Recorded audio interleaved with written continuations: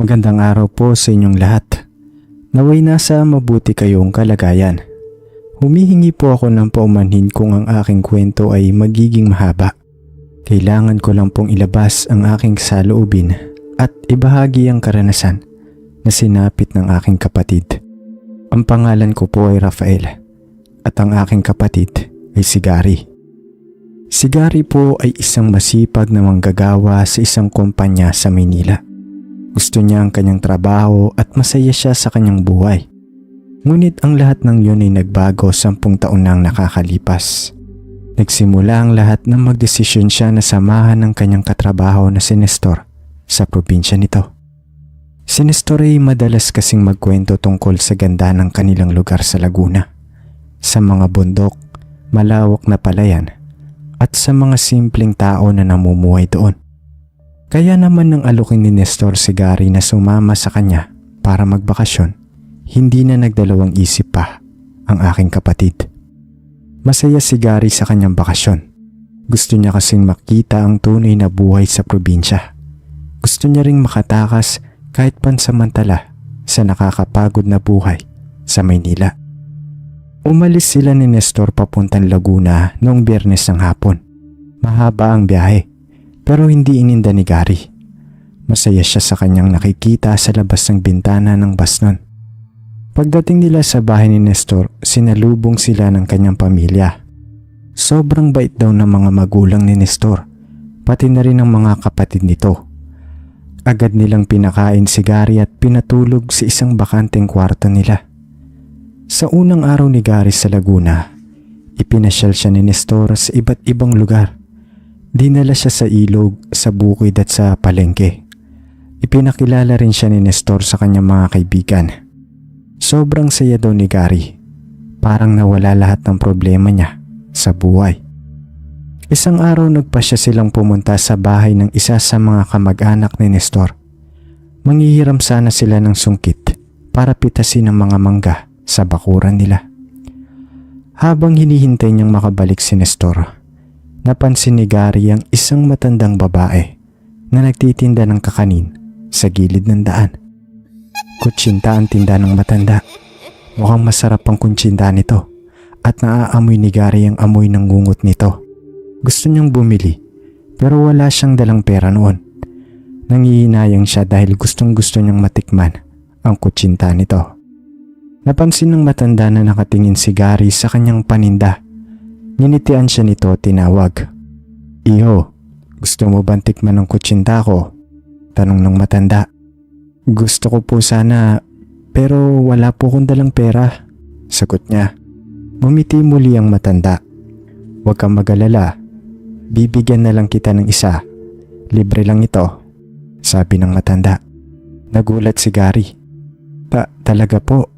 Salamat po sagot niya. Inabutan siya ng matanda ng isang piraso ng kutsinta. Kinuha niya ito at agad na kinain. Napakasarap daw ng kutsinta nun. Malambot, matamis at malinamnam. Bago umalis si Gary, nagpasalamat siya sa matanda. Ngumiti lang ang matanda at nagpatuloy sa pagtitinda. Nagpaalam na rin sila ni Nestor at naglakad na papunta sa bahay ng kanilang kamag-anak. Hindi alam ni Gary na ang simpleng pagtikim niya ng pagkain na nabibili sa gilid-gilid ang magiging simula ng kanyang bangungot. Sa mga sumunod na araw, nagsimulang makaramdam si Gary ng kakaiba sa kanyang katawan. Sumasakit ang kanyang tiyan. Parang may kung anong gumagalaw sa loob nito. Hindi siya makatulog ng maayos sa gabi. Madalas din siyang magkaroon ng mga bangungot nun. Akala niya dahil lang ito sa pagod at sa iba't ibang pagkain kinakain niya sa probinsyang yon. Pero hindi siya nagkamali. Lumalala ang kanyang kondisyon. Isang gabi habang natutulog siya, nagising siya dahil sa matinding sakit ng kanyang tiyan. Parang may humihila sa kanyang bituka. Napasigaw siya sa sakit. Nagising si Nestor at ang kanyang pamilya. Nagulat sila nang makita nilang nakahiga si Gary sa saig at nanginginig ito. Agad nilang dinala siya sa ospital. Sinuri ng doktor si Gary at sinabing hindi niya alam kung ano ang sanhi ng kanyang sakit. Binigyan lang siya ng gamot para sa sakit ng tiyan at pinayuhang magpahinga. Pero hindi gumaling si Gary. Patuloy pa rin siya nakakaranas ng matinding sakit. Hindi na rin siya makakain. Pumayat siya ng sobra nun. Isang araw nagdesisyon si Nestor na dalhin si Gary sa isang albularyo. Baka raw kasi may ibang dahilan ng kanyang sakit. Pagdating nila sa bahay ng albularyo, agad nitong napansin na may kakaiba kay Gary. Sinabi nito na kinulam daw si Gary. May kumausap sa iyong espiritu iyo. Isang masamang espiritu yon. Nagbigay siya sa iyo ng pagkain. At sa pamamagitan nito, nakapasok siya sa iyong katawan. Sabi ng albularyo. Nagulat si Gary. Naalala niya ang matandang babae na nagtitinda ng kutsinta. Ang kutsinta, binigyan niya po ako ng kutsinta, sabi ni Gary. Tumango ang albularyo. Oo, doon nagsimula ang lahat.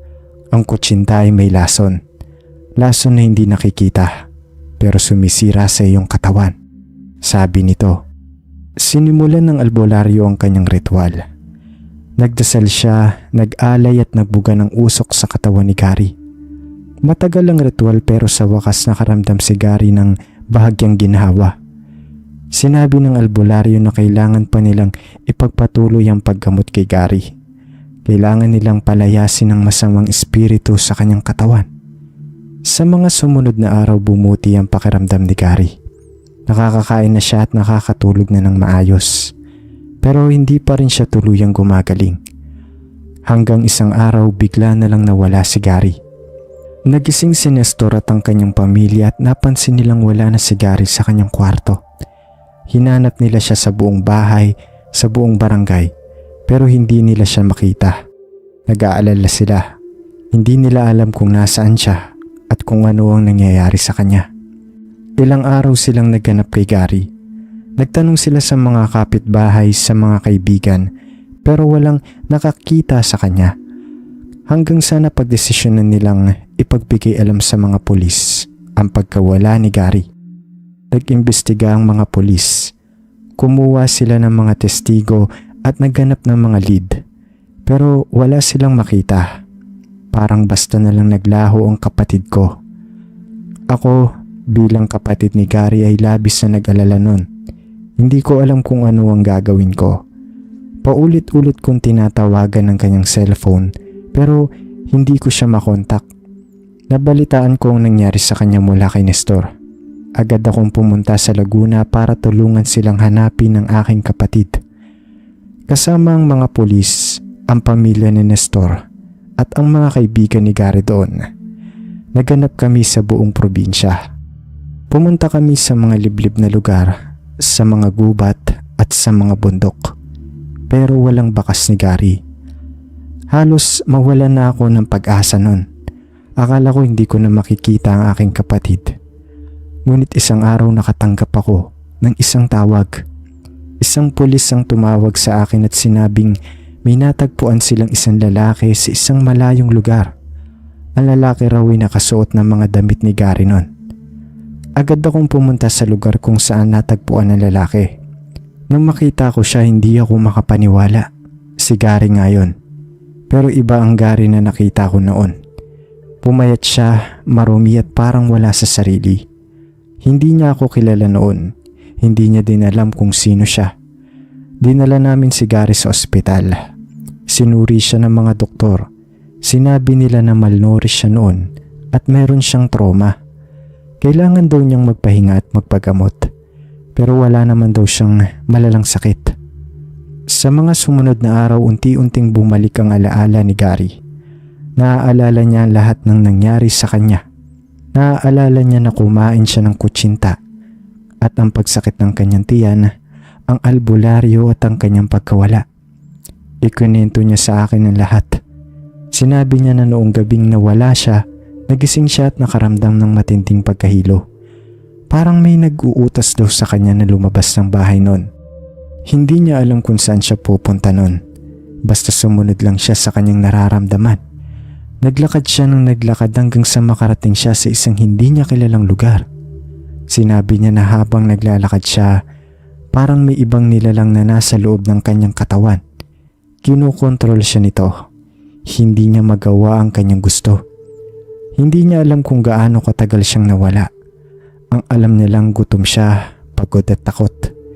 Sinabi niya na isang araw bigla na lang siyang nagising at nakita niya ang kanyang sarili sa isang lugar na hindi niya alam.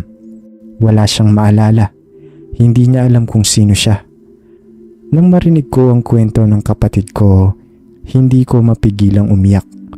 Sobrang sakit sa aking puso na malaman kung ano ang sinapit ng aking kapatid. Pagkatapos ng ilang linggong pagpapagaling, pinayagan na ng doktor na makauwi si Gary sa Maynila. Masaya ako na sa wakas ay nakabalik na siya sa amin. Ngunit hindi na siya ang dating Gary na kilala ko. Hindi na siya masyadong masiyahin nun. Madalas siyang parang malalim ang iniisip. Takot na din siyang lumabas ng bahay. Alam kong malaki ang kanyang pinagdaanan. Alam kong kailangan niya ang mahabang panahon para makalimutan ang nangyari sa kanya. Ngunit hindi ako susuko. Aalagaan ko ang aking kapatid. Tutulungan ko siyang makabangon ulit. Sisiguraduhin kong hindi na siya muling masasaktan ng kahit na sino. Pagkatapos naman ng lahat, magkapatid pa rin naman kami. At ang pamilya ay laging nandyan para sa isa't isa, diba? Nais ko lang pong ibahagi ang kwento ng aking kapatid sa inyo. Naway magsilbi itong babala sa lahat. Mag-ingat po tayo sa ating mga kinakain sa tabi-tabi at sa ating mga nakakasalamuha na din. Hindi natin alam kung ano ang nagtatago sa likod ng isang ngiti ng isang tao. Huwag basta-basta magtitiwala sa mga taong hindi natin kilala. At higit sa lahat, natutunan ko din na laging manalig tayo sa Diyos. Siya ang ating sandigan sa oras ng kagipitan. Siya ang magliligtas sa atin sa anumang kapahamakan. Maraming salamat po sa inyong pakikinig. Lubos na gumagalang, Rafael.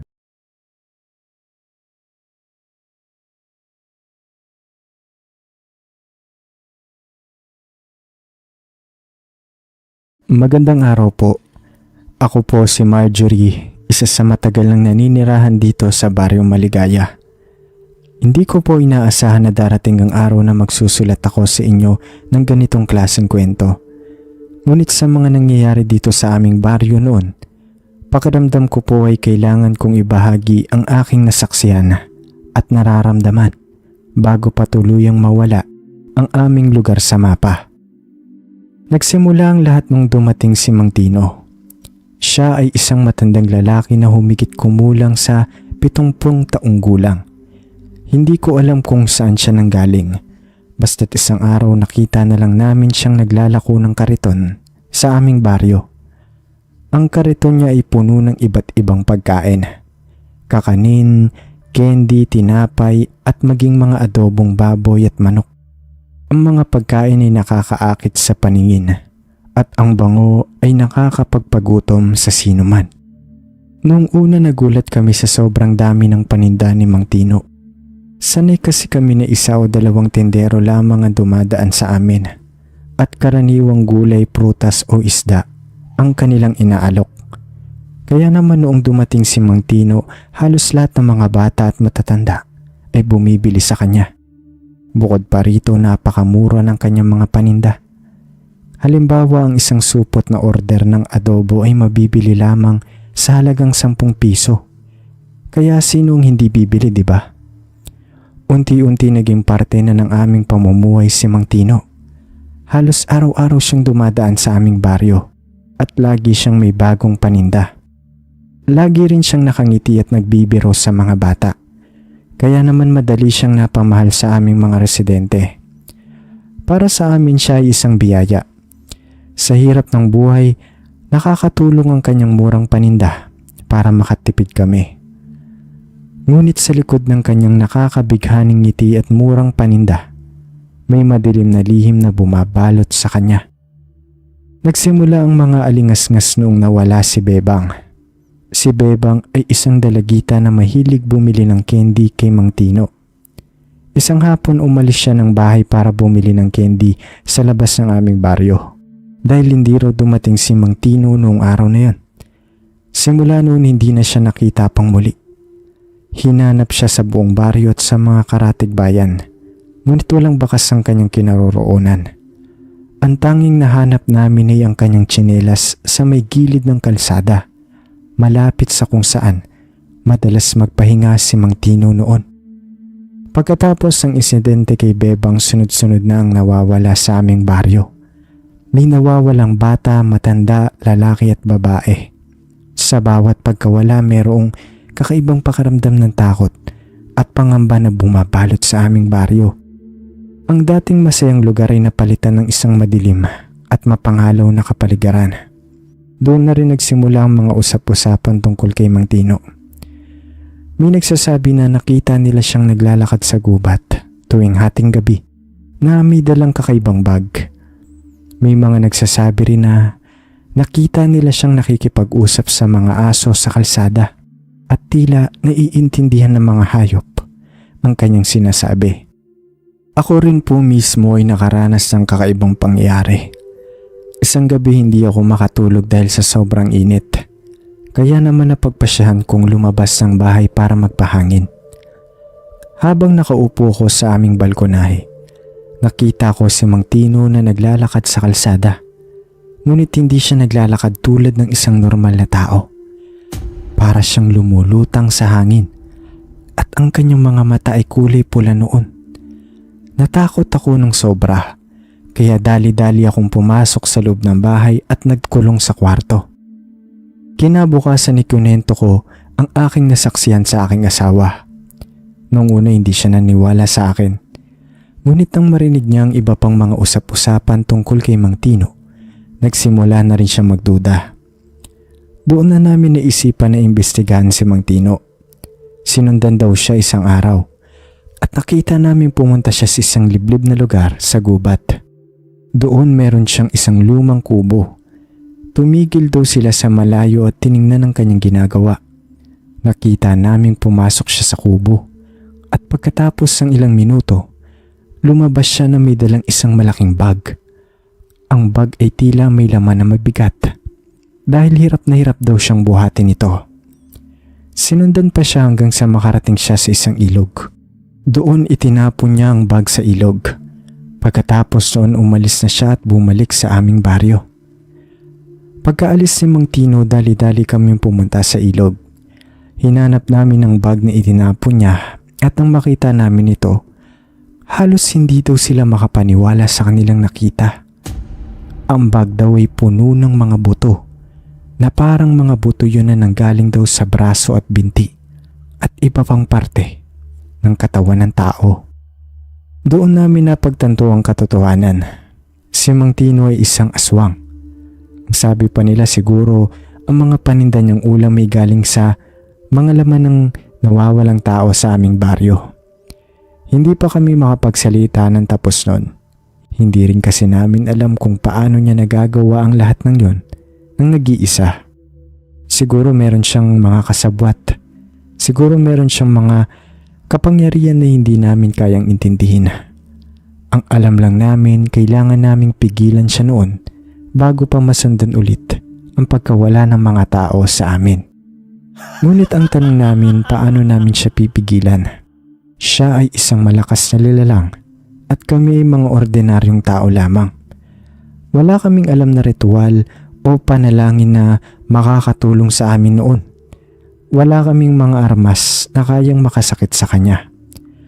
Kaya naman labis kaming nagulat ng isang araw, hindi na namin nakita si Mang Tino. Hindi na siya naglilibot sa aming baryo. Hindi na namin naaamoy ang kanyang mga nakakatakam na paninda. Sa una nakaramdam kami ng bahagyang ginhawa. Siguro naisip namin, nalaman niya na binabantayan namin siya. Siguro natakot siya at nagpa siya ng umalis. Ngunit hindi rin nagtagal. Napalitan ng ginhawa ng kaba. Hindi kaya nagpaplano lang siya ng mas malaking plano? Hindi kaya naghahanap siya ng mas madaling mabibiktima? Araw-araw mas lalo kaming nagbantay. Palagi naming tinitingnan ang aming mga bakuran noon. Tinitiyak na nakakandado ang aming mga pinto at bintana.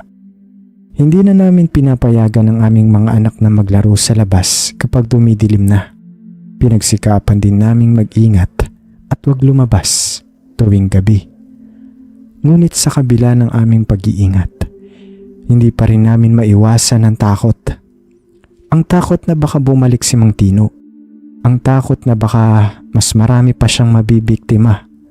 At takot na baka isa na sa pamilya ko rin ang mawala sa sarili naming baryo. Kaya naman naisipan kong sumulat sa inyo, Sir GD.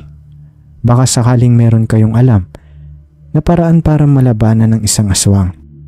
Sa ngayon patuloy pa rin kaming nagbabantay kay Mang Tino kahit ilang taon na itong nangyari.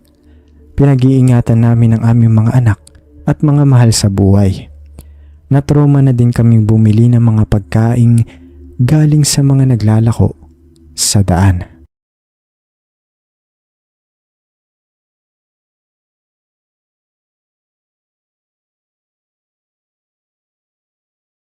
Magandang araw po sa inyong lahat. Gusto ko pong ibahagi ang isang karanasan na hanggang ngayon ay nagbibigay pa rin sa akin ng matinding takot at pangamba. Sana po ay pagbigyan ninyo ang aking sulat at basahin ang kwento ko. Ang pangalan ko po ay Tony at nangyari po ito 11 years ago sa mismong mahal na araw. Mahilig po kasi kami ng kaibigan kong si June sa hiking at tumuklas ng mga bagong lugar. Simula pagkabata ay hilig na namin ang mga gawaing ito. Gusto namin ang pakiramdam ng pagiging malaya at ang pagiging malapit sa kalikasan. Kaya naman tuwing may pagkakataon, sinisigurado naming aakyat kami ng bundok. 11 years ago mahal na araw noon, napagplanuhan naming umakyat sa isang bundok sa probinsya na hindi ko na lamang pangangalanan. Balita kasi namin ay napakaganda raw ng tanawin doon at marami ring magagandang falls. Excited na excited kami ni June sa aming adventure. Naganda kami ng lahat ng aming gamit. Tent, sleeping bags, first aid kit, pagkain, tubig at iba pa. Sigurado na kami na handa na kami para sa aming hiking trip. Biyernes Santo nang dumating kami sa paanan ng bundok. Pagdating namin doon, nakita namin ng isang karatula na nagsasabing bawal umakyat dahil sa mahal na araw. Medyo nadismaya kami ni June pero naiintindihan naman namin ang rason. Sabi kasi ng mga matatanda, ang mahal na araw ay panahon ng pagpipigil at pagmumuni-muni. At hindi raw maganda na magsaya o gumawa ng mga aktibidad na tulad ng hiking doon. Habang nag-iisip kami kung ano ang gagawin, may lumapit sa amin na isang binatang lalaki. Nakangiti niya kaming tinanong kung aakyat daw ba kami ng bundok. Sinabi namin na gusto sana namin pero bawal daw dahil mahal na araw nga. Nagpakilala siya bilang si Antonio at sinabi niyang nakatira siya sa paanan ng bundok na yon kasama ang kanyang pamilya. Nagalok siya sa amin ng tulong. Sabi niya kung gusto raw namin, pwede niya kaming samahang umakyat dahil alam niya daw ang mga pasikot-sikot doon. Alam niya daw ang mga secret trail na hindi nababantayan ng mga otoridad. Sa una, nag-alangan kami ni June dahil baka mapahama kami. Pero sa huli, napapayag din kami dahil sa pakiusap ni June. Gustong-gusto talaga niyang umakyat ng bundok. Binata pa lang si Antonio. Siguro mga nasa mid-20s. Mukha siyang mabait at mapagkakatiwalaan. Sa unang tingin, hindi mo aakalaing may itinatago pala siyang masamang intensyon. Sinimulan namin ang aming pag-akyat sa bundok kasama si Antonio. Gaya ng sinabi niya, dumaan kami sa mga secret trail na hindi namin alam. Malayo sa mga dumadaan na tao. Habang umakyat kami, kunikwento niya sa amin ang mga kwento ng bundok tungkol sa mga hayop na nakatira doon, mga halaman at mga alamat na meron doon. Mas lalo kaming naengganyo sa bundok dahil sa mga kwento niya. Nang malapit na kaming bumaba ng bundok, inimbita kami ni Antonio na kumain sa kanilang bahay. Sabi niya para raw makapagpahinga kami bago kami umuwi. Nag-alangan pa kami sa una, pero dahil sa pagpupumilit niya, pumayag na rin kami. Nagpasalamat kami sa kanyang kabaitan nun. Nang makarating kami sa kanilang bahay, sinalubong kami ng kanyang mga magulang. Magiliw rin silang dalawa sa amin. Ipinakilala kami ni Antonio bilang mga kaibigan niya na gustong mag-hiking sa bundok. Ginitian kami ng kanyang mga magulang at pinatuloy sa kanilang bahay. Simple lang ang bahay nila. Gawa sa kahoy at kawayan ng kanilang bahay, pero malinis at maayos. Makikita mo na masipag at malinis sa katawan ang mga nakatira doon. May maliit silang bakuran na may mga tanim na gulay at halaman. Meron din silang mga alagang manok at baboy. Inalok kami ng kanyang nanay ng tubig. Nagpasalamat naman kami. Habang nasa loob kami, nakita namin na naghahanda sila para sa kanilang hapunan. May kinatay silang baboy noon. Tumulong kami noon ni Jun sa pagkatay ng baboy. Ako ang tagahawak, si Jun naman ang tagalinis, at si Antonio ang tagakatay. Habang nagkakatay kami, napansin ko na parang ang gaan ng loob ko sa kanila. Parang ang saya-saya ko na kasama ko sila. Siguro dahil sa kabaitan nila at sa simpleng pamumuhay nila. Pero may isang bagay akong napansin na nagpabago sa lahat. Bago pa man namin katayin ng baboy, meron nang nakahanda na ulam sa kanilang lamesa noon. Isa yung sinigang. Nagtaka ako, bakit may sinigang na? Kakakatay pa lang namin ng baboy. Tinanong ko si Antonio kung ano yung sinigang na yon. Sabi niya luto raw yun ng kanyang nanay at isda raw ang sahog nun. Hindi ako kumbinsido. Mukhang karne ang sahog ng sinigang nun. Pero hindi na ako nagtanong pa. Baka nagkakamali lang ako nun. Nang dumating ang oras ng hapunan, inihain na sa aming lamesa ang sinigang na baboy. Doon ko nakumpirma ang aking hinala. Baboy nga ang sahog ng sinigang. Pero hindi yun yung baboy na kinatay namin kanina. Ibang itsura ang karne noon. Mas maputla ang kulay at may kakaibang amoy pa nun. Bigla akong nakaramdam ng kakaibang takot. Parang may mali. Parang may hindi tama. Nagkunwari akong masama ang pakiramdam ko noon. At sinabi ko na sumasakit ang tiyan ko at wala akong ganang kumain. Nag-alala sila sa akin. Sinabi nila na baka napagod lang ako sa hiking. Bumulong ako kay Jun noon. Sinabi ko sa kanya na huwag siyang kakain ng sinigang. Sinabi ko na iba ang itsura ng baboy at baka may masama itong epekto sa kanya. Pero hindi siya naniwala sa akin. Sabi niya, nag-iinarte lang daw ako. Sabi niya gutom na daw siya at gusto na niyang kumain. Hindi ko siya napigilan. Kinain ni Jun ng sinigang nun at kinain din ng pamilya ni Antonio yon. Habang kumakain sila, nakatingin lang ako sa kanila. Pinagmamasdan ko ang bawat galaw nila. Hindi ko maipaliwanag ang takot na nararamdaman ko nun. Parang may nakamasid sa amin. Parang may nagbabantay. Pagkatapos nilang kumain, nagpasalamat kami sa kanila sa masarap na hapunan. Nagpaalam na rin kami para makapagpahinga. Ipinakita nila sa amin ang silid kung saan kami matutulog. Bago ako matulog, binulungan ko ulit si Jun. Sinabi ko sa kanya na mag-ingat siya. Sinabi ko na may kutob akong masama. Hindi na siya sumagot nun. Tulog na siya. Hindi ako nakatulog ng maayos. Buong gabi akong gising. Nakikinig sa bawat ingay. Naghihintay sa kung anong mangyayari. Kinabukasan paggising ko, wala na ang pamilya ni Antonio. Wala na sila sa kanilang bahay. Wala ring bakas na nagluto sila o kumain ng almusal. Nagising si Jun. Nagtaka rin siya kung bakit wala na ang pamilya ni Antonio. Bigla kaming nakaramdam ng masamang pakiramdam. Parang may mali. Parang may nangyari. Sinubukan naming hanapin ang pamilya ni Antonio. Tinawag namin ang kanilang mga pangalan sa buong lugar pero walang sumasagot. Nilibot namin ang buong bahay at ang bakuran pero wala kaming nakita. Nang lumabas kami sa bahay, nakita namin ang isang bagay na nagpatindig ng aming mga balahibo. May mga bakas ng dugo nun. Mga bakas ng dugo na papunta sa kagubatan. At ang isa pa sa natuklasan namin habang hinahanap namin si Antonio ay mismo sa loob ng bahay nila. Nakita namin ni June ang isang tumpok ng lupa sa sahig ng bahay na tila ba tinabunan yun. Tinapik ako ni June at sinabing hukayin daw namin yun.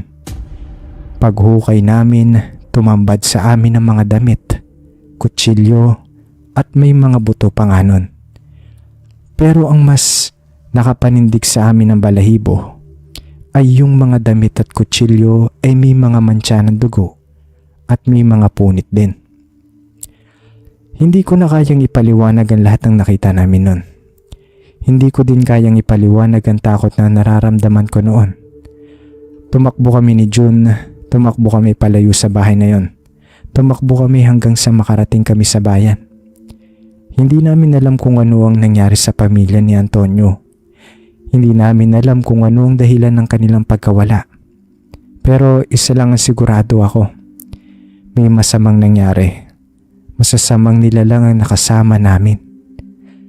Simula noon hindi na kami masyadong umakyat ng bundok ni June. Hindi na rin kami nagtiwala sa mga taong hindi namin kilala. At hanggang ngayon hindi ko pa rin makalimutan ang sinigang na yon. Ang amoy nun at ano ang karne na ginamit doon. Noon hindi ko alam kung ano ang mangyayari kay June kasi siya ang nakakain ng sinigang. Nakaramdam ako ng matinding takot. Parang sinasabi ng isip ko na may mangyayaring masama sa kanya. Pero mabuti na lang, walang nangyaring masama sa kanya. At lalo na sa amin.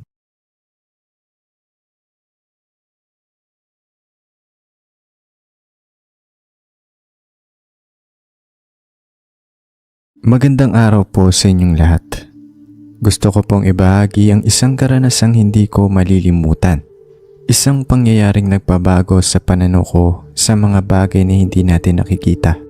Sa mga kwento ng matatanda na dati binabaliwala ko lamang. Isang pangyayari na naganap sa aming probinsya, sa tahimik na bayan ng San Isidro. Ako po si Danica, 33 years old, at kasalukuyang nagtatrabaho sa Maynila. Madalas akong umuwi sa probinsya para dalawin ang aking pamilya. Ang kwento ko po ay nagsimula halos 5 taon nang nakakalipas sa buwan ng Nobyembre. Noong panahon iyon pumanaw ang aming kapitbahay, si Aling Iska. Isa siyang matandang babae na kilala sa pagiging mapagbigay at madasalin. Dahil malapit kami sa kanila, agad kaming nag-ambag ng tulong, pinansyal man o sa anumang paraan na makakaya namin. Araw-araw kaming dumadalaw sa lamay. Sa mga lamay hindi mawawala ang mga pagkain. May mga nagdadala ng pansit, may kape, may tinapay at kung ano-ano pa. Sa atin kasing mga Pilipino, ang pagkain sa lamay ay bahagi na ng ating kultura. Ito ay paraan ng pakikiramay at pagpapaalala na kahit sa gitna ng kalungkutan, kailangan pa rin nating kumain at magpatuloy. Ang nanay ko si Rosa ay kilala sa pagiging mahusay magluto. Kaya naman nagpresenta siyang magluto ng kaldereta para sa lamay ni Aling Iska.